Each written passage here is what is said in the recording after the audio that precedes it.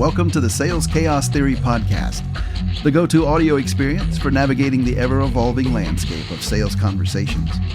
Hosted by the dynamic duo Tim Ojai and Brian Lambert, this is your invitation to dive deep into the world of value communication like never before. In a market flooded with unpredictability and constant change, Sales Chaos Theory is your guiding light, offering insights, strategies, and the much-needed clarity to help you find the patterns and thrive amidst the mayhem. This is Sales Chaos Theory, where we make sense of the complexity in the market and help you lean into it to rise above the fray and land more deals. Let's dive in.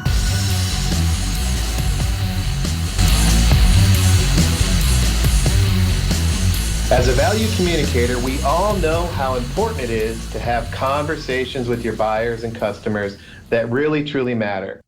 As you work to communicate value, you will have to talk to a variety of different customer roles. We would go so far to say as understanding who you are talking with will make you rich. And that's what we're going to do today. In this podcast, you will hear from a buyer with a very important role, a role that you may need to sell to soon or in the very near future. What's that role? Well, today, the president of a mid-sized company. Remember, friends, customers define what's valuable. You don't get to. So let's get started. The Sales Chaos Podcast starts now. Hey everybody, welcome to the Sales Chaos Podcast. My name is Tim Ojai. And I'm Brian Lambert. We are the co-authors of the book Sales Chaos, Using Agility Selling to Think and Sell Differently. Thank you for joining this podcast. As a value communicator, you have to reach out and add value to specific buyer roles. And each one of these roles is a human being that's actually critical to their business with their own focus, their own perspective, their own vision for what they need to do to make their organization successful, as well as to be successful as a specific person. So we find that people in roles face different kinds of pressures and trends and challenges that are unique to the roles that they're in. And both of these things, the person's perspective and the pressures and challenges that help them or challenge them in their role will help us to understand their point of view better. And if you can bring those things together, you can ultimately communicate value better. That's right, Tim. So today you're going to hear my interview with Dave. Dave's the president of Allant Group, a marketing technology company. And you know what? Don't forget to stick around after the interview where Tim and I will actually debrief what Dave shares on the podcast and offer our own commentary and tips for you. Here we go. Today, I have the distinct pleasure of welcoming Dave Irwin from Allant Group. He's been a colleague of mine. I've worked with him for a long time on the Sales Enablement Challenge. And Dave, I want to thank you for joining this podcast today. And if you could just give us a brief introduction of yourself and your role there. Great, thanks, Brian. Yeah, I'm president of a company called Allant. We are a marketing and advertising technology company that helps large Fortune 100 advertisers, as well as media companies, network programmers, and distributors of media content enable marketing and advertising technology solutions to either drive the sale of more advertising dollars for targeted TV and or buy more efficient marketing and advertising services. Great. Thanks for that introduction. And so as the president of Allant, what are some of the pressures and trends that are really affecting you in your role today? Well, we are in a business sector that is certainly is under a massive transformation, which is the TV industry. We play a very strong role in what is sort of the future of targeted TV advertising, moving from general targeting to precision-based, data-enabled targeting. And so we are dealing with clients that are undergoing a lot of change and trying to navigate the sale of our services within a very fast-moving, changing, dynamic landscape. With a lot of pressures on our clients. We're dealing with a lot of clients that are going through, a lot of organizational change at the same time. And, as a backdrop to all that, we have our own, revenue pressure to achieve numbers achieve them systematically, month over month and year over year, and just navigate a lot of complexity. At the same time, of course, we're deploying, a lot of different technology solutions to be more efficient on the delivery side, as well as deploying a lot of different approaches to how we market and brand our organization in the marketplace. So I guess Great. the overwhelming theme here.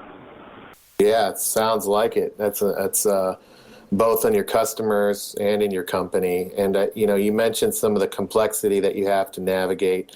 If you had to identify some of the high-level problems or challenges as you navigate, what are some of the themes there that you have to routinely deal with as CEO? Well, I think a lot of it has to do with, there's several fronts. One is I have to align a lot of different product and service offerings that we have effectively to different sectors of the market. I have to align sales talent, marketing and branding resources, public relations and advertising effectively as well. So I've built really playbooks that help me do that. These are all two-front solutions that are fairly complex in terms of the technology and data underpinnings. I have to have an effective way to articulate value in the marketplace. My primary responsibility here is overall growth and revenue, and a strategy that we deploy to achieve that. So those things are critical, and then of course the level of effectiveness that we're having inside of our client organizations to achieve real results for them and to effectively and within very specific time frames achieve both the sale and delivery objectives and goals that we have. So when you have a changing and transformative landscape in flux all the time, there is just a series of obstacles and changing to-dos that have to be monitored very effectively, and that's probably one of the greatest challenges is just staying on top of all of those different changing dynamics and effectively executing against them. Yeah, that makes a lot of sense, and I've talked to other executives, and it's interesting to hear them talk about their challenges, and they have a piece of the overall system. Whether marketing has marketing and sales has sales and operations has operations. But when you roll it up to your view in thinking through on the delivery side and the sales and revenue side, and then even on the product, new solutions, as you're working across the whole entire system to drive it forward, I think that's a great perspective that sellers often don't know how to relate to, and maybe some of them do, and I'd love to unpack that with you. When you think about sellers that are great and sellers that are not so great, as they relate to you, as they try to communicate value to you, as they try to add some sort of value to you. Let's just take the first piece here, and maybe on the negative side. And what are some of the things that you wish salespeople would stop doing as you're living this day-to-day challenge? That's a good question. At my level, I guess my first initial reaction is I do get dozens and dozens of sales calls for all sorts of services, from advertising services, certainly technology related offerings and capabilities, sales enablement, software services, all sorts of things that sort of tend to fall into the growth side of enabling growth for a technology business like ours.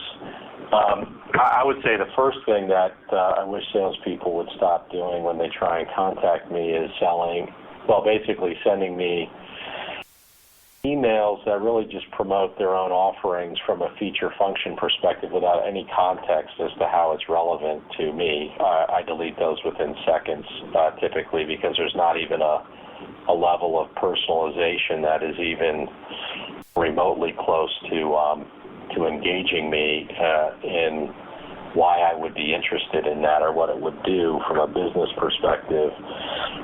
I also get left dozens and dozens of voicemails that sometimes don't even explain what the person is calling about, but ask me to return their call, or give some sort of pre-scripted promo about what they do, but again, fail to even begin to articulate the reason for the call and why we would be on their list, as though the whole task that those people are faced with is how many phone calls can you make in a day, but selling something to somebody doesn't seem to be part of the equation.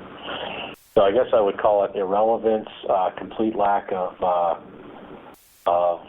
any form of communication that indicates even why people are calling, and obviously the amount of waste, I would say, is about 98% on those sales calls to me. And I would also say that a lot of times those calls or email messages are just wrong for my altitude level. I care about things that are driving revenue growth and efficiency for my business, and I'm getting tactical calls about,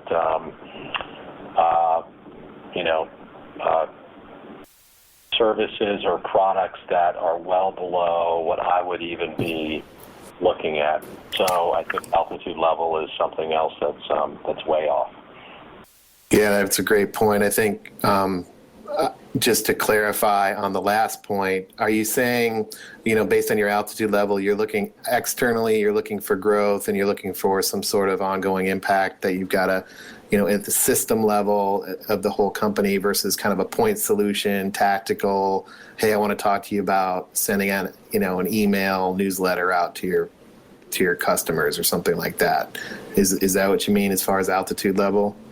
Yeah, there's people that call in. I haven't been to think on who's in charge of what. I've got a whole staff that does Marcom execution, and a lot of calls should be going to them that end up coming into my phone, which I get rid of immediately because I'm looking at things that impact my business financially in terms of revenue or cost efficiency, not execution task enabling capabilities that someone 2 or 3 levels down whose job it is to do that would care about. So it's a mismatch, is my point, between the product and service and why they're calling me versus the person in charge of Marcom or lead gen or sales management or something like that. So it's just a wasted call. Okay. Gotcha. Okay, so then on the flip side then, and thank you for that. I appreciate that. We unpacked that a little bit because I think you made an absolutely critical point. I think sometimes salespeople get told to go speak at the right altitude level, but there's not a lot of equipping or training on that. So that was helpful, I'm sure, for our listeners. On the flip side, over on the pros or the more positive side, what do you find salespeople do that actually that meeting do? And then I guess quantifying this out of the calls or emails that you do get, how many will you actually entertain on a yearly basis? Can you kind of give us an order of magnitude here of what it takes to get through to you as a seller, maybe a new seller, and then for those that actually have made it through, what's made them successful and what did you really appreciate them doing for you? Great question. I think I'm not sure that there's a certain limit on what I would entertain. I mean, I'm looking for solutions or things that make an impact, financially to our organization. So my care-abouts, if you will, are larger and maybe probably easier to ascertain. Financially impacting business results-oriented types of things that save, hundreds of thousands of dollars for my business in terms of efficiency gains, or things that help me enter new markets or or be more effective in terms of revenue growth. And so, when I guess what I would say is cutting through the clutter would be really easy if somebody communicated with me with, there's so much information on LinkedIn and about our company, even read our website, crafted a note that actually had thought through some of the obvious articulated business strategies that, we're out deploying or promoting, and thought about somewhat in my role, which is pretty well explained, in terms of my profile, and then just put a simple, I've done my homework. There's 3 things I think I can do for your company after researching a little bit about what you guys do in the market. I think those 3 things are X, and I think that there's a big enough impact of those 3 things to achieve Y for your business over the next 12 months. And since perhaps your budgeting cycle is coming up, or it's, we're close to 2016, I wanted a chance to get in front of you and articulate very quickly, 15 to 20 minutes, those 3 ideas, and get your feedback to see if I'm on point or not. I would be so blown away by that person even having done those basic things. I would take a meeting with them instantly just for having gone through the effort, because it's rarely, if ever, happened. But it seems, from my perspective, that someone could do that. So I guess that's my initial response. Now, in cases where I have had a few situations where people have done that effectively, and we've typically probably bought the solution or moved forward with them, I would just say 75% of the time, because usually that person is smart enough to be pursuing me, with a good idea in mind that's relevant. Another tactic is also, people that directly report to me who are influencers, getting sold on something and bringing that idea to me and promoting it. But I need some metrics. I need order of magnitude information. I can't entertain software functionality when I don't know that it's going to yield, $500,000 or $1 million of savings in 12 months for me, given the size of my company. So those are some quick comments on your question. Yeah, that's great. Awesome. Well, any last parting words of wisdom for the sellers that might be listening to you before I let you go? Yeah, I would just say, the negative feedback I gave earlier is easily overcome by doing the basic. It's very easy to differentiate yourself at senior levels if you do some of the basic things I outlined, and I think that you would experience a great success in getting the higher executive level meetings if you really frame it that way. I would also say I think salespeople give up too easily if they do have something of good value, unless they're dismissed. I would, if you feel strongly and passionate about the value proposition, particularly to a senior executive, you got to give them 4 or 5, at bats to actually have the time to go ahead and acknowledge that they're willing to meet with you. I think people give things a try and then decide that it's just not working. And finally, I would say the altitude level, the mismatch. Usually people are taught a value proposition and they'll tell it to everybody from the lowest level person at a target company to the highest level. You got to change the value proposition. In our business, when we sell to somebody who's a CEO of a major media company, unless we have something that's going to be hundreds of millions of dollars in business impact over a period of time, it's not even worth calling them. So order of magnitude business impacts by altitude level, I think, is something that people need to think about so that they call the right level with the right offering, with the right order of magnitude for those particular altitude levels, and you'll be more effective at getting to the right person. Yeah, that's great advice. Well, Dave, I really want to thank you so much for taking the time and sharing your point of view and just sharing some of the challenges and pressures that you're under and giving the advice there to the sellers that might be out there. Thank you so much, and I'll talk to you later. Great. Thanks, Brian. Okay, I don't know about you, but I thought that was pretty cool.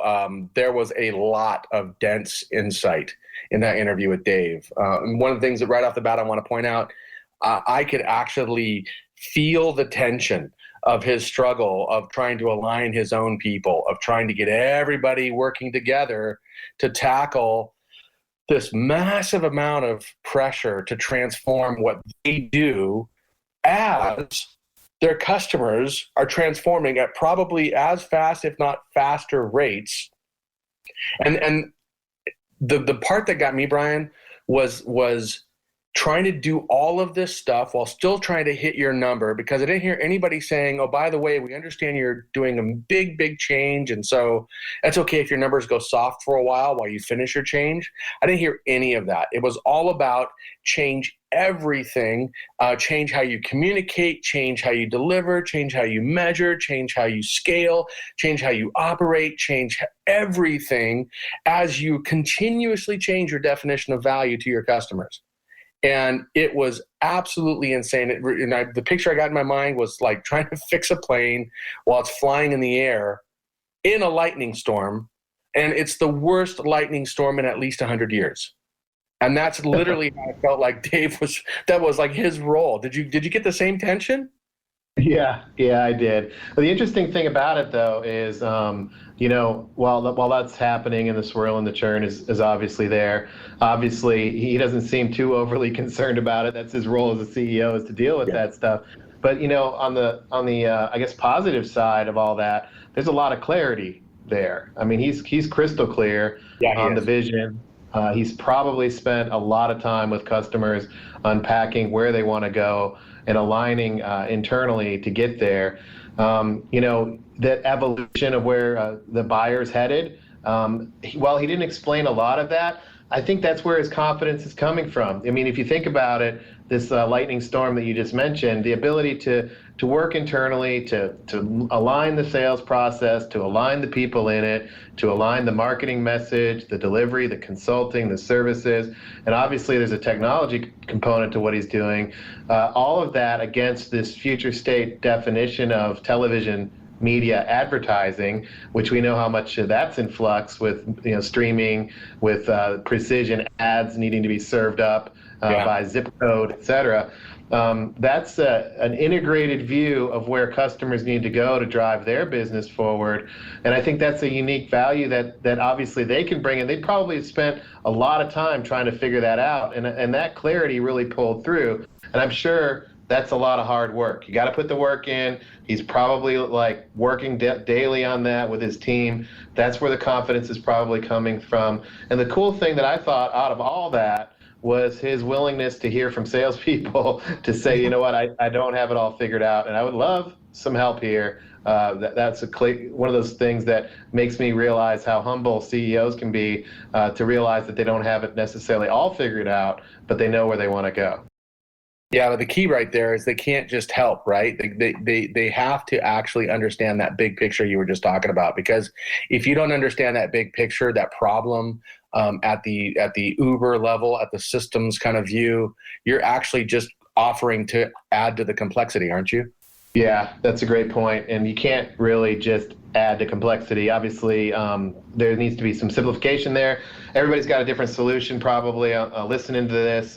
What's that point solution going to do to help Dave be successful? How do you connect the dots?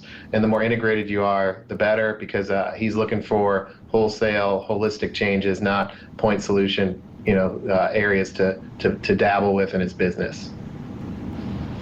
Yeah, no, and what I think you're leading into this whole idea is what he went into this whole piece around altitude level, and altitude level matters. I mean, when you talk to somebody who's coming in from a different altitude level and you're not changing how you speak to them, you talk to them as if you're talking to the manager of purchasing or to even an IT director, or pick another level. If you don't come into these senior executives and talk about them around the business bottom line, you're not going to be relevant to them. And I love how he said, talk about the business bottom line, not just making someone's job easier. And I can think of so many sales calls that I've listened in on, or other people have told me about, or the work that we do with the buyer side of this. We hear about this all the time, that people come in and it's like they're talking about, really low level fruit. And the senior executive's like, I really need you to think bigger than this. If you can't quantify your impact and the minimum in the hundreds of thousands of dollars, I'm not interested. And you can't talk about features, you can't talk about benefits, you can't talk about needs in the context of making someone's job easier. If you don't get into the specifics of how you can make a business impact at a really big level, your value proposition doesn't really have a lot of meaning, does it? Yeah, that's right. And this idea of understanding your impact now, but more importantly, where he wants to go to help him get there. I think that's absolutely clear, because obviously everybody in the company is on this journey too, to evolve and get to the future state, which I think, brings up a third point that I want to call out. And it has to do with this idea of the role of selling in a situation like this. I think we take it for granted that our solutions will be implemented. But if we pause as value communicators to say, listen, if somebody actually buys what we're selling, we're going to change that company and how that company works and how people within the company work together if they buy our solution in some way. And I think our role in communicating value is to create space for that. And then obviously you have to be able to deliver on it. But that's what Dave's looking for. He's looking for people that have the ability to understand where he's going, to communicate that with that business impact that you mentioned, but he needs that across the whole organization. And that's a key part of selling today, is the recognition that you change how companies work, and two, our role as value communicators to help people within the organization, the people that work for Dave, work together differently to actually achieve an outcome together. And I see more and more salespeople heading that way, almost as internal business consultants, to help companies figure out how to work together in this thunderstorm flying through the rain and where the lightning's going to strike visual that you gave at the beginning of this debrief. People need to understand how they help. They want to add value. They want to be successful. And I think it's as simple as salespeople and consultants and value communicators explaining clearly how they can do that with their help. And I think that's going to make it twofold. One, the impact will be more clear to Dave. And you know what? It'll probably make their job easier too along the way. But you're getting into something really, really important here. And I don't want anybody listening to miss this. And that's the idea that part of selling to Dave is actually teaching his own direct reports how to communicate value to Dave. That's right. Right? So, they can't just come in and say, hey, Dave, I'm talking to company X and they're awesome and I want to use them and they're going to make my life easier, basically. He said specifically, don't do that. Help the people who are going to talk to Dave or any C-level executive to translate what they want into bottom line thinking. And it goes back into this idea of communicating value to the altitude level. So you're literally, you have to include in your own presentation to people who are at different altitude levels the message they need to socialize internally to take it up. And maybe you get to go with them, maybe you don't. And so they have to be able to speak in the language of their boss, not just in the language of their role. And I see this all the time. We have a lot of buyers out there who don't want that kind of help. Yeah, and I think if you look at it in that regard, there's another side of that aspect where it's like, okay, we're going to leverage this company. Acme is going to come in and help us. Hey, Dave, I want to bring Acme in. What's Acme going to do for us? Right. Right. Doing, well, here's the brochure, or here's the PowerPoint deck they gave me, and and they start doing feature, and Dave, his eyes just glaze right over, right? Yeah, sign here. No, not going to do it. Right. Not approved. Right. Okay, so that whole third aspect just underscores this idea that if you're going to get access to the president of the company, Obviously, that it's going to speed things up, but you've got to bring your A game. And there were some very clear points that he was giving, and we're going to give a little bit of a twist on those. But fundamentally, he said right off the bat, do your homework, do your research.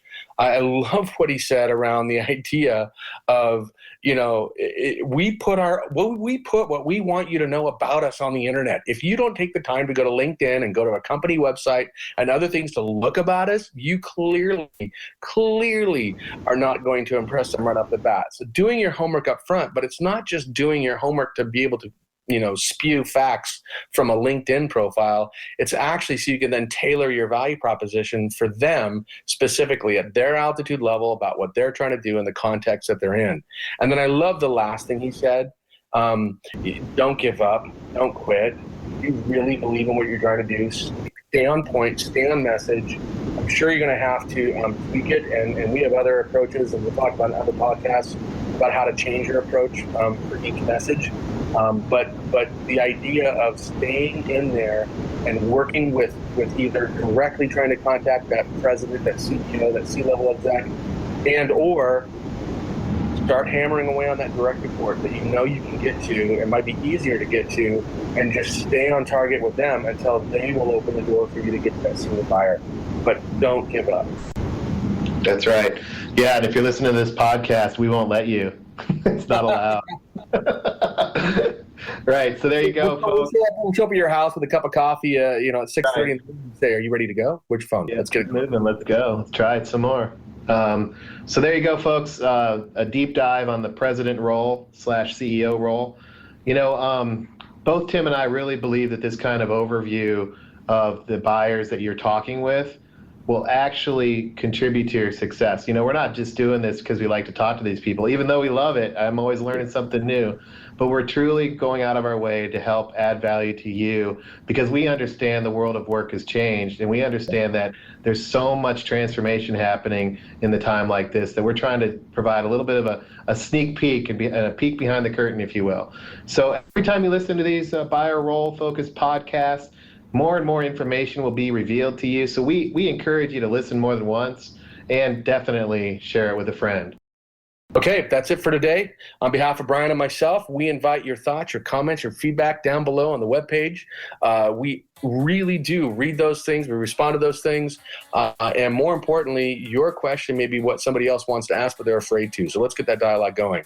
And just remember, tips and tricks don't save the world. We need you to find your own way to communicate value to buyers at every interaction. We don't want to just give you our method. We want you to find your own authentic approach to turn chaos into opportunity. So thanks for joining today. We'll see you next time. Thank you for listening.